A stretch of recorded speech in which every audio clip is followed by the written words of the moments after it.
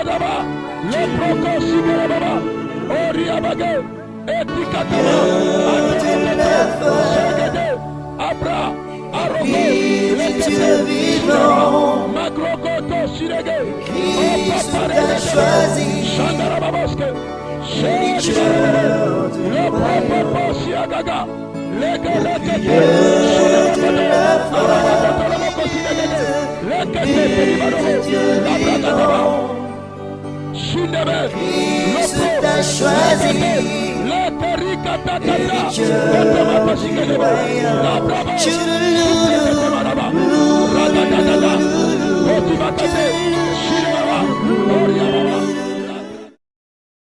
toute la gloire revient à Dieu. Et si vous avez compris, toutes les chansons aujourd'hui parlent toujours de Jésus. Parlent toujours de la croix. Alléluia. Alléluia. De la mort est venue la vie. Et sache que ce qui est mort dans ta vie recevra la vie aujourd'hui. Dans le nom glorieux de Jésus-Christ.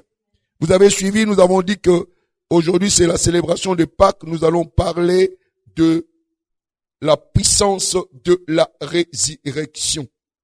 La puissance de la résurrection. Alléluia. La résurrection est nécessaire. Nous sommes dans un royaume sans limite. Nous sommes dans un royaume sans frontières. Et la compréhension de la résurrection, du mystère de la résurrection, placera ta vie dans une vie sans limite, où personne ne peut mettre une barrière devant toi, parce que tout a été accompli à la croix. Alléluia. Donc c'est le calvaire qui a rendu la résurrection inévitable. C'est à travers la mort que la résurrection est venue. Et c'est ce que nous célébrons, la mort et la résurrection de Christ. Et nous allons palper la valeur de ce que Christ a fait.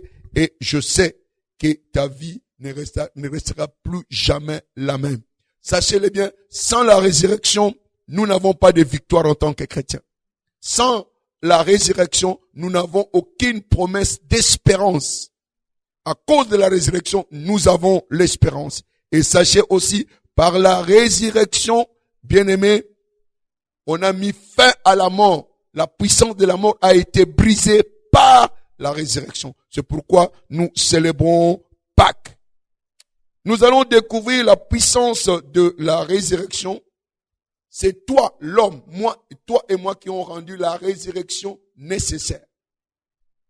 C'est à cause de toi, c'est à cause de moi que la résurrection a été rendue nécessaire. Dieu voulait recorriger ou remettre son dessein en place, ce qu'il avait déjà conçu depuis le commencement. Notre passage que nous avons pris, c'était Philippiens 3, verset 10, que je puisse comprendre la puissance de la résurrection. Nous devons d'abord comprendre quel est l'ultime but de la résurrection. Je crois que la résurrection en elle-même n'est pas une finalité, mais c'est une voie par laquelle il fallait passer pour que le rétablissement de l'autorité que Dieu avait investie à l'homme puisse être restauré. Dieu avait un plan et ces plans-là, Dieu voulait relancer son plan parce que cela a subi de conséquences et Dieu voulait revenir à son plan. Je voudrais aussi, avant d'aborder ces sujets, parce que quand nous parlons de Pâques, il y a deux Pâques, même quand tu vois dans la Bible, il y a Pâques sans S, il y a Pâques avec S. Nous ne parlons pas de la Pâques juive, nous parlons de Pâques chrétiens et nous avons un soubassement scripturaire, 1 Corinthiens 5, verset 7, la Bible dit, Christ notre Pâques. Christ notre Pâques.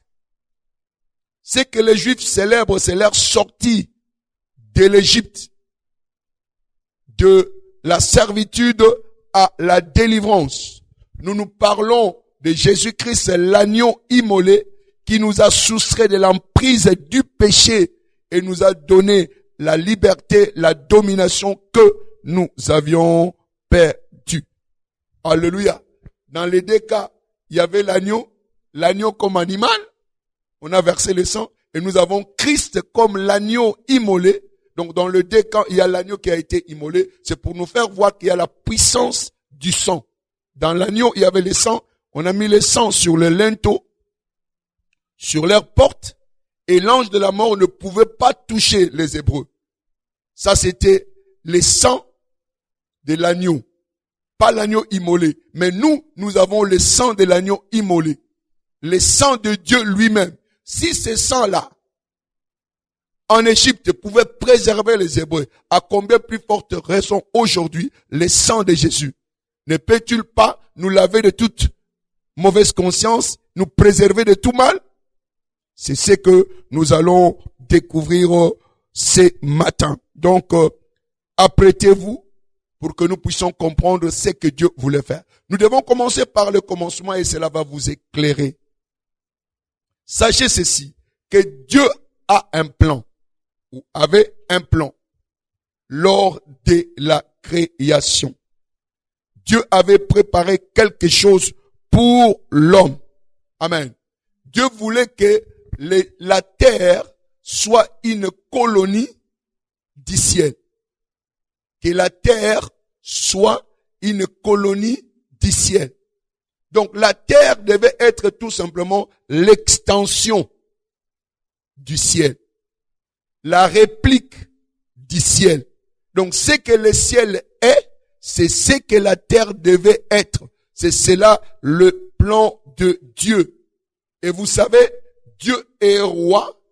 Et quand on parle d'une colonie, le roi dirige la colonie parce que la colonie dépend du métropole, mais il place quelqu'un dans cette colonie-là pour les représenter et pour permettre aux gens qui sont dans cette colonie de vivre la même vie, la même culture, la même économie que le métropole. Alléluia. C'est pourquoi quand nous lisons les Écritures, nous voyons Genèse 1, verset 26, on peut aller jusqu'au verset 28. Il dit, créons l'homme à notre image. Faisons l'homme à notre ressemblance. Qu'il domine sur la terre. Bien-aimés, il est important que nous puissions saisir cela. Dieu a créé l'homme à son image. Quelle est cette image-là? Quand Dieu parle ici, il parle en esprit ou dans la chair? Il dit, créons l'homme à notre image. Faisons l'homme à notre ressemblance. Donc, lors de la création, quand Dieu dit, créons l'homme à notre image, Dieu est esprit. Il a créé l'homme en esprit. Là, nous sommes dans Genèse 1er. Créons l'homme à notre esprit et à notre ressemblance. Donc, lors de la création, l'homme était entièrement esprit. Il n'y avait encore rien d'humain dans l'homme. Il venait de Dieu, il avait la nature de Dieu, l'image de Dieu en lui. Il était esprit. Alléluia. Nous devons comprendre cela pour que certaines choses ne puissent pas nous dérouter. C'est pourquoi, quand on dit le surnaturel, Dieu est surnaturel. Mais nous devons bien apprécier cette notion-là. Parce qu'en fait, le mot surnaturel n'est pas dans la Bible. Vous fouillerez la Bible et nulle part vous verrez le mot surnaturel. Mais cela veut dire quoi? Le vrai sens du mot, c'est supra. Supra qui veut dire en dehors de. Donc quand on dit surnaturel, c'est en dehors du naturel. Dieu n'est pas dans le naturel. Dieu est esprit. Alléluia. Il est en dehors du naturel. Quand il a créé l'homme, l'homme était entièrement esprit. Donc je voudrais te dire que toi, tu es d'abord esprit. Entièrement esprit. Mais non. Quand nous évoluons maintenant dans le Genèse 2, maintenant, c'est là où le corps intervient. Dans Genèse 2, verset 7. Dieu a pris la poussière, il forma l'homme de la poussière de la terre. Il a pris la poussière et qu'est-ce qu'il a fait? Il a donné une forme. Et Dieu a fait quoi? Il a soufflé. Bon, je crois que bon, nous n'avons pas... Je vais quand même lire les Écritures pour que ça ne paraisse pas comme... Nous sommes en train de parler en l'air. Genèse 2, verset 7. L'Éternel forma l'homme de la poussière de la terre. Il souffla dans les narines un souffle de vie et l'homme devint une âme vivante. Alléluia. Qu'est-ce que l'âme? L'âme est composée de quoi? De l'intelligence, des émotions et de la volonté. Donc, quand l'homme était esprit, ces choses-là n'étaient pas en lui. Il ne pouvait pas toucher quelque chose, il ne pouvait pas palper quelque chose. Parce que l'esprit ne peut rien toucher. Donc, il ne pouvait rien toucher parce qu'il était esprit. Maintenant, Dieu voulait l'envoyer où? Sur la terre. Il a dit, domine où? Sur la terre. Donc, comprenez, bien aimé, les Écritures. Là où Dieu a envoyé l'homme, ce n'est pas au ciel. La mission de l'homme où? Sur la terre. Qu'il domine sur la terre. Alors, pour dominer sur la terre est naturelle. L'homme devait avoir un corps pour qu'il puisse dominer. C'est pourquoi là, Dieu fait quoi? Il prit la terre et il souffla. Maintenant, quand il a soufflé, qu'est-ce qui s'est passé? L'homme a commencé à avoir les 5 sens. Il a commencé à avoir l'émotion, l'intelligence est entrée dans l'homme pour qu'il soit capable de pouvoir diriger sur la terre. Alléluia. Alléluia. C'est celui-là qu'on appelle Adam. Adam vient de la terre. Adam vient de la terre. En fait, quand vous voyez les textes hébreux, Adam veut dire terre noire. En anglais, on dit dark head. Donc, une terre noire. Donc, l'homme est sorti de la terre, mais cette noire-là, c'est noir. Dieu est tellement intelligent, tellement sage, que quand vous mélangez toutes les couleurs, ça donne quoi? Noir. Donc, dans le noir, il y a toutes les couleurs. C'est pourquoi vous avez les japonais, vous avez les jaunes, vous avez les rouges, vous avez tout ce que vous pouvez avoir. Donc, tout cela est contenu dans Adam. Donc, qui veut dire en hébreu, sombre, noir. Alléluia. Comprenez déjà votre position dans les Écritures. Ce que je suis en train de dire tout à l'heure là. Alléluia. Donc, en fait, Dieu a créé l'homme. Et c'était bien défini, créons l'homme qu'il domine sur la terre.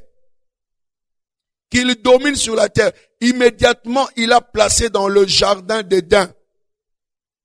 Laisse-moi vous communiquer encore une autre vérité pour que vous sachiez que la terre a été donnée à l'homme. Psaume 115. Psaume 115, verset 15-16. Il dit ceci. Soyez bénis par l'Éternel qui a fait les cieux et la terre. Les cieux sont les cieux de l'Éternel. Mais il a donné la terre au Fils de l'homme. Il a donné la terre à qui? Au Fils de l'homme. Donc la terre a été donnée à qui? À l'homme. Voyons encore un autre passage pour étayer ce que nous sommes en train de dire. Dans Psaume 8, au verset 5e, il dit, qu'est-ce que l'homme pour que tu te souviennes de lui? Le Fils de l'homme pour que tu prennes garde à lui? Tu l'as fait de pain inférieur à Dieu. Tu l'as couronné de gloire et de magnificence. Tu lui as donné quoi? La domination. Sur quoi? Sur les œuvres de tes mains. Tu as tout mis sous ses pieds.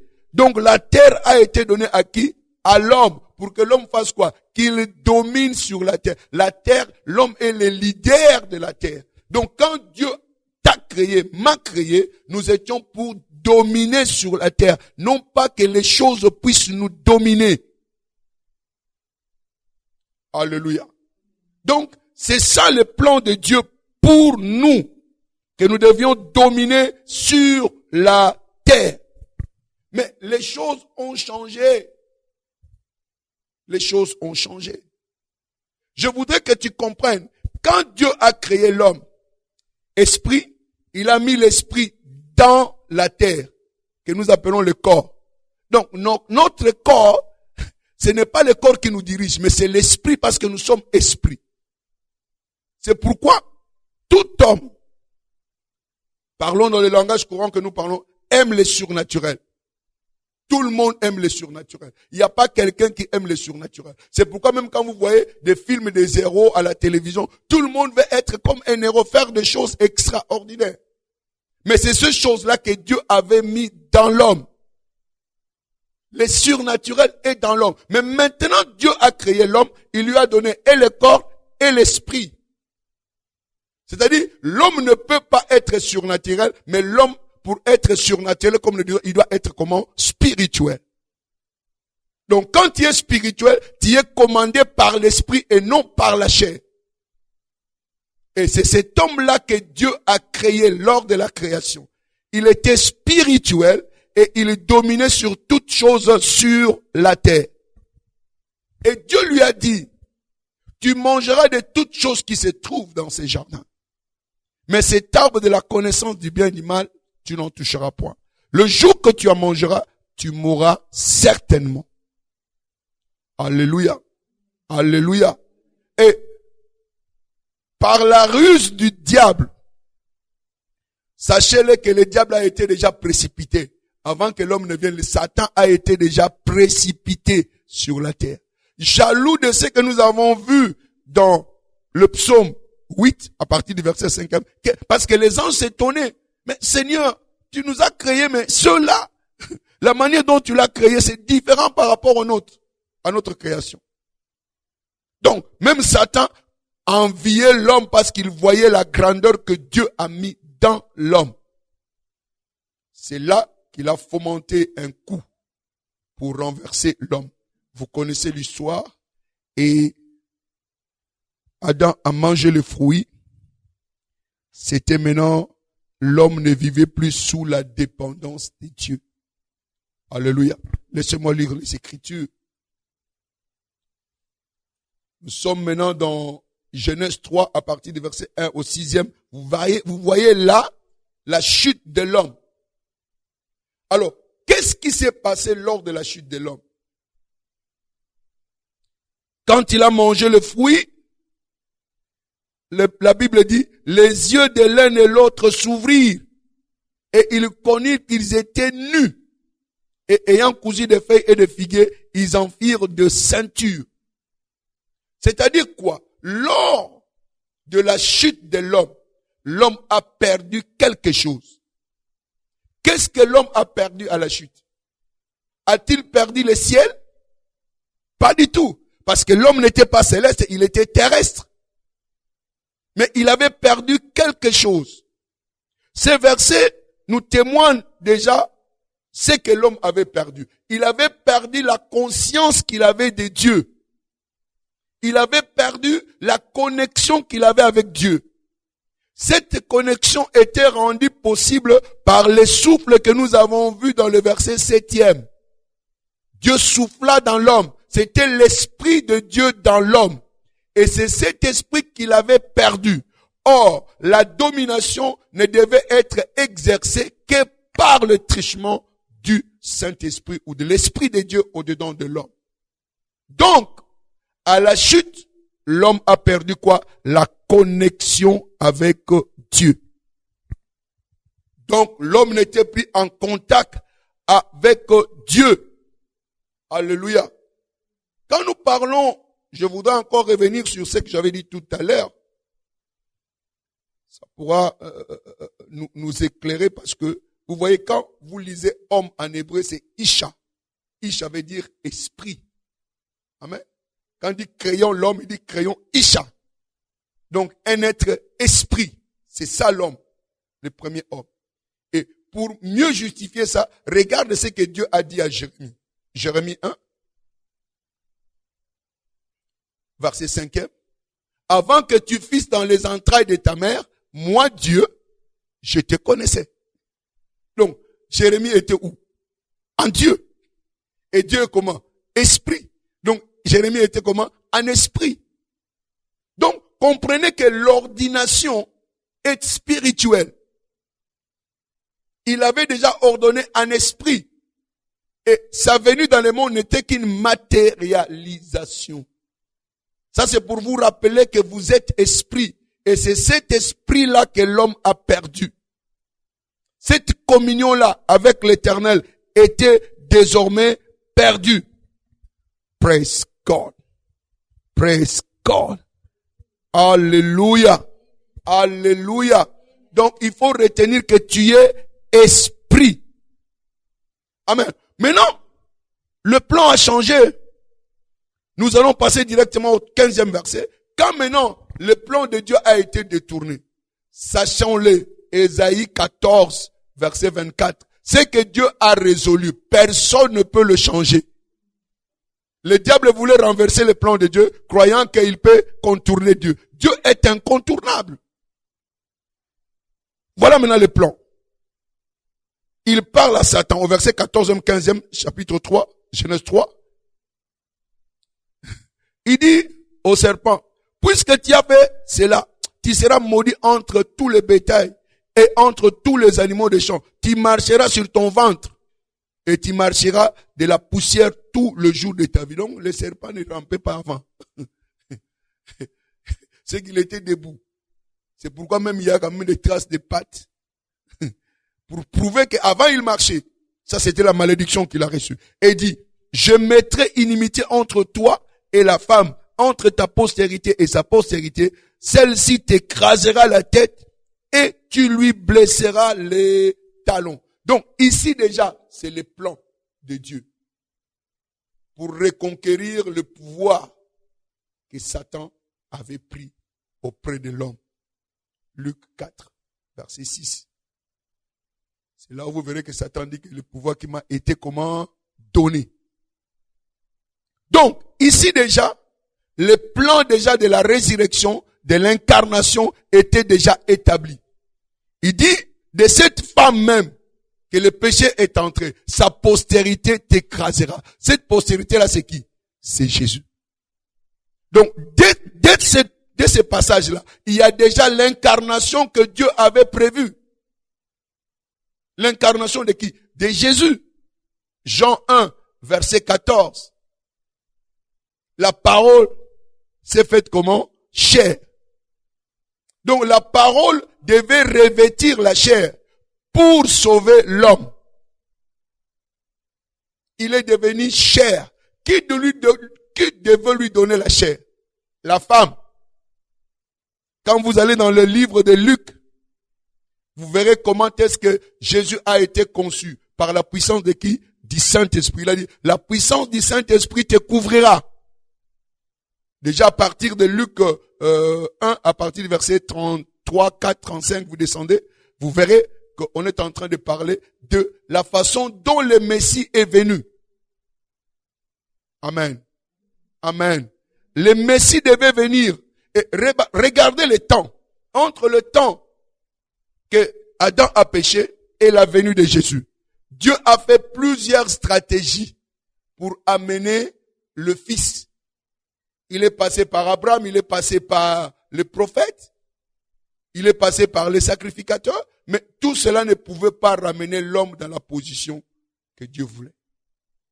Et même, lors de la chute d'Adam, il a sacrifié une bête pour le couvrir. Un agneau. Et à l'époque, même d'Abraham, on faisait aussi les sacrifices. À l'époque de Moïse, on a fait des sacrifices. À l'époque lévitique, on a fait des sacrifices. Et maintenant, Jésus devait arriver aussi avec les sacrifices. Tous les sacrifices qui ont été faits dans l'Ancien Testament ne pouvaient pas enlever le péché. Parce que ce qui a amené la conséquence que nous avons parlé plus haut, c'était quoi? Le péché. Laisse-moi vous dire une chose. Le péché, c'est tout simplement l'indépendance. Chercher l'indépendance auprès de Dieu. Le péché, c'est la rébellion. L'homme n'a plus voulu dépendre de Dieu. Or, c'est l'Esprit de Dieu dans l'homme qui le conduisait. Dès l'instant que l'homme a péché, il est devenu indépendant. Alors, tout ce qu'on a fait comme sacrifice ne pouvait que couvrir le péché. Il n'y avait rien qui pouvait ôter quoi? Le péché. Alléluia. Donc, j'aimerais bien quand à dire que, quand nous lisons dans Luc, la venue de Jésus-Christ, c'était important. Pourquoi? Quand vous lisez Genèse 1, il dit, créons l'homme à notre image. Faisons l'homme à notre ressemblance. Qu'il domine. Il n'a pas dit que nous dominions. Il dit qu'il domine. C'est l'homme qui doit dominer. Si je dis allons, nous allons tous, non? Si je dis va, c'est toi, pas moi. Alléluia. Il a dit qu'il domine. Évidemment, quand vous lisez en anglais, il dit let them. Au pluriel. Mais en français, on a mis tout simplement au singulier. Mais quand Dieu parlait let them, qu'il domine au pluriel, c'est-à-dire et l'homme et la femme, tous deux, ils devaient quoi? Dominer. Alléluia. Donc, c'est cette chose-là que Dieu a dit, ce n'est pas lui. En disant cela, Dieu s'est écarté. Il était exclu de la domination sur la terre. Pourquoi Dieu était-il exclu de la domination de la terre? Parce que, quand Dieu parle, c'est une loi. Et il ne peut pas violer sa loi. Il a dit qu'il domine, pas moi, que eux dominent sur la terre, parce que c'est une colonie que je leur donne. Donc la terre c'est notre colonie, la terre c'est notre domaine, et c'est là où nous devons dominer. Alléluia. Et comme tous les moyens utilisés ne pouvaient pas ramener l'homme à sa position initiale, Dieu devait lui-même venir. Prendre quoi? La forme humaine. Parce que si Dieu ne prenait pas la forme humaine, il serait illégal sur la terre. Qui devait le voir si Dieu descendait sur la terre en esprit? On ne voit pas l'esprit, qui va le voir? Personne. C'est pourquoi il devait emprunter le corps. Qui devait lui donner le corps? Marie. Et pourquoi il a été conçu en esprit? Parce que s'il a été conçu par le sperme humain, il serait quoi? Un péché. Et être péché, ça ne peut pas être un sacrifice agréable à qui? À Dieu. Verset 31, Luc 1. Et voici, tu deviendras enceinte et tu enfanteras un fils. Tu lui donneras le nom de Jésus. Il sera grand et sera appelé fils du Très-Haut. Et le Seigneur Dieu lui donnera le trône de David, son père. Il régnera sur la maison de Jacob éternellement. Et son règne n'aura point de fin. Marie dit à l'ange, comment cela se fera-t-il, puisque je ne connais point d'homme? L'ange lui répondit, le Saint-Esprit viendra sur toi, et la puissance du Très-Haut te couvrira de son ombre. C'est pourquoi le Saint-Enfant qui naîtra de toi sera appelé fils de qui? De Dieu. Le Saint-Esprit viendra sur toi. La venue du Saint-Esprit a fait que Marie puisse porter la sémence de qui? De Christ. Oh, Dieu est tellement sage. Savez-vous que l'enfant dans le ventre de sa mère n'a pas le contact avec le sang de sa mère? Il n'y a pas de contact. Donc il n'y a pas eu de contact du sang de Jésus avec le sang de Marie. Sinon, s'il y avait ce contact-là, il serait déjà une sémence corrompue. Le péché serait en lui et il ne pourrait pas être une offrande agréable à qui? À Dieu. Pour que le pardon soit pardonné. Alléluia. Alléluia. Donc Dieu l'a fait de sa propre manière. C'était ce que nous appelons Noël. Vous voyez, quand nous parlons de Noël, c'est tout simplement l'incarnation. C'est Dieu revêtant la chair. Pourquoi? Parce qu'il aimait tellement l'homme. Il voulait le racheter. C'est pourquoi il a pris la forme humaine. Amen. Il savait bien. Et vous le savez aussi, les Écritures le disent. Sans l'effusion du sang, il n'y a point pardon de quoi? Du péché. Hébreux 9, verset 22. Est-ce que l'esprit a le sang? Non. Alléluia. C'est pourquoi il devait revêtir le corps de manière qu'il puisse avoir le sang. C'est sang qu'il doit offrir comme sacrifice agréable afin que toi et moi nous soyons sauvés. Alléluia. Alléluia. Alléluia. Ça, c'est la sagesse infiniment variée de Dieu qui devait contourner le diable. Donc, l'incarnation est venue, il a revêtu la chair. Amen. Parce que, vous le savez, tous, ont péché et sont privés de quoi? De la gloire. Le salaire du péché, c'est quoi? C'est la mort. Donc, l'humanité tout entière, nous étions condamnés à la mort. Et aucun de nos efforts ne pouvait nous ramener à Dieu. Donc, tout ce que vous voyez à partir de Genèse 3, vous descendez, c'est l'effort humain de revenir au plan de Dieu. Mais cela était impossible avec l'humanité. Ce n'est que la divinité. Parce que l'humanité était déjà corrompue. Le péché régnait déjà. Et Satan est devenu le roi de la terre. C'est ce que dit 2 Corinthiens 4:4. Le Dieu de ces siècles, c'est Satan qui dominait. Alors, Christ est venu pour prendre notre place. Pour être notre substitut. C'est lui qui devait être l'offrande agréable à Dieu. Amen. Il a revêtu la chair et c'est curieux, c'est curieux. Vous savez, l'une des choses que l'homme a peur, c'est la mort. Amen. Amen. Amen. Si on te dit, va acheter un lopin de terre avant ta mort, on dit, non. Toi, tu veux que je puisse mourir avant? On a peur de la mort. Mais regardez Jésus dans sa vie. Il annonçait déjà sa mort et sa résurrection. Je veux mourir, après 3 jours, je serai ressuscité. Qui peut faire ça? Qui peut faire? Dire que non, bon, je veux mourir après 3 jours, je vais retrouver la vie. Personne. Personne. Toutes les autres religions, on ne peut pas classer les chrétiens. D'ailleurs, le christianisme n'est pas une religion. Oh non, musulmans, Bouddha, tous, ils sont morts, ils sont dans la tombe et personne d'entre eux n'avait prévu qu'ils seraient ressuscités. Il y a encore leur tombe que les gens vont là-bas pour les vénérer. Pour Bouddha, les hindous, d'ailleurs, certains ont plusieurs dieux même. Ces dieux-là sont morts, ils célèbrent des morts. Mais nous, notre Dieu est vivant.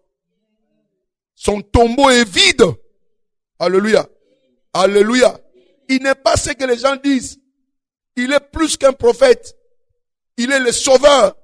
Il est Dieu. C'est pourquoi il t'a racheté et il m'a racheté. C'est ce que nous allons voir aujourd'hui et je sais que ta compréhension sera agrandie et la façon de voir les choses changera dans ta vie. Alléluia. Alléluia. Donc Christ est venu, c'est lui qui devait nous racheter de l'enfer. Ayant maintenant revêtu la chair, il pouvait maintenant prendre notre place. C'est nous qui avons péché, mais Dieu dans son amour a accepté de prendre notre place pour nous racheter. Amen. Il devait nous racheter en passant par la croix. Comme je l'ai dit, sans l'effusion du sang, il n'y a point de pardon du péché. Regardons dans Romains 5. Romains 5. 8, 9.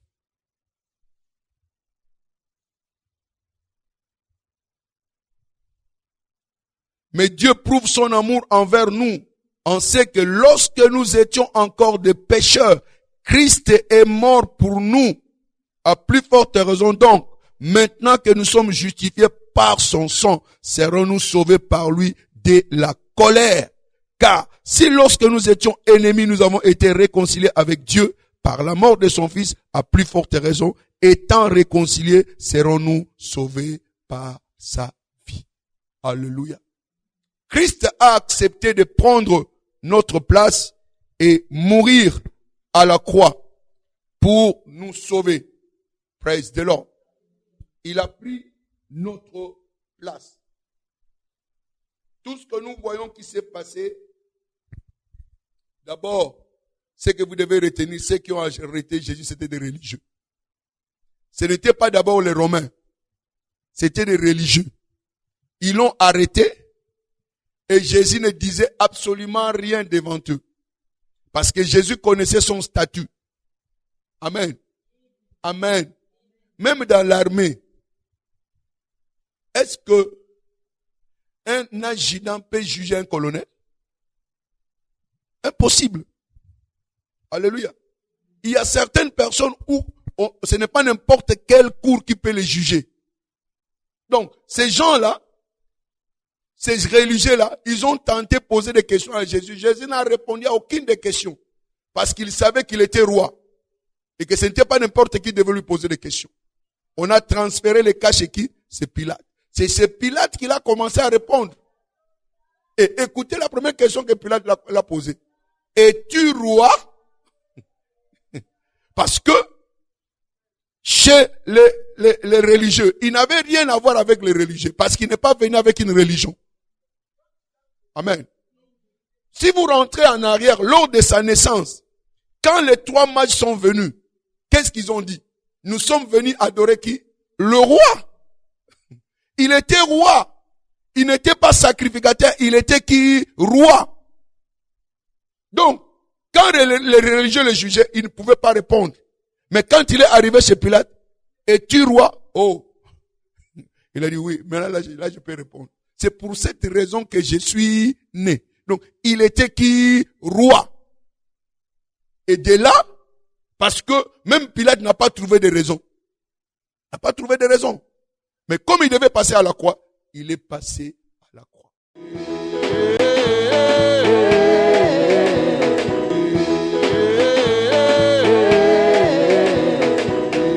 Double portion. Double portion.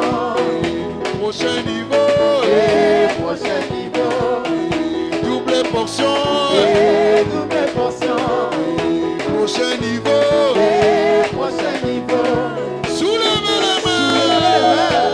De bas, de gloire, de gloire, en gloire, de bas, de gloire, de gloire, en gloire, de bas, de gloire, de gloire, en gloire. Attention, attention, attention, attention.